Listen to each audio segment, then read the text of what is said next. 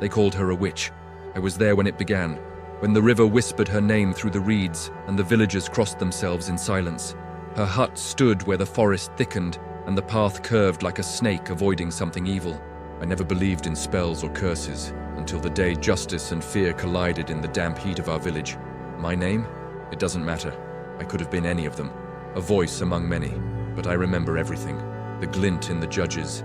The trembling of old Julio's lantern. The moment silence grew heavier than words. They said Donna Marocas knew things no one should, that she'd speak to trees and animals, that she had visions when the rain drummed hardest on the roofs.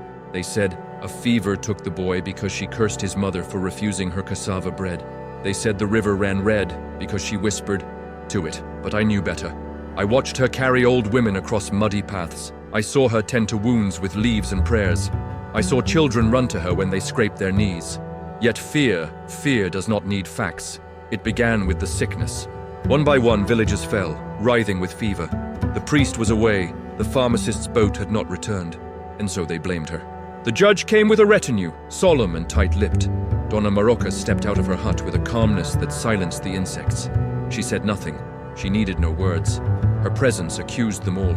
They searched her home, found dried herbs, river stones, bird feathers. Proof, they shouted. But who among us doesn't keep the rainforest close? Isn't that our way? A trial. That's what they wanted. She stood before them, surrounded by candles and stairs. I remember the hush, so loud you could hear the drops fall from the thatch roof. The judge asked her name. She did not answer. He asked if she'd cursed the children. Still, silence. Then came the fire, not in flames, but in the heat of angry mouths. People cried for punishment, for cleansing. She turned only once, her eyes on me, deep, ancient, kind. And I knew the story was bigger than us, that we needed someone to carry our blame, to cage our fear. They locked her away. The fever stopped. Days later, as if it never existed. Some say she died in that cell. Others claim she became part of the forest, whispering through leaves, watching. I still walk by the river. Sometimes, when the mist rises, I see her shadow. Not all witches are evil. Not all trials bring justice. And not all stories end. If this story touched you, if it raised doubts, made you think, or simply got you involved, know that there are many more waiting for you here.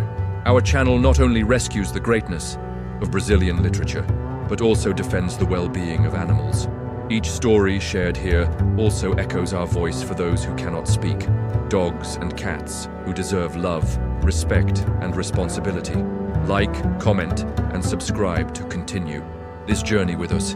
And remember, every good story transforms us, and every transformation begins with an act of compassion.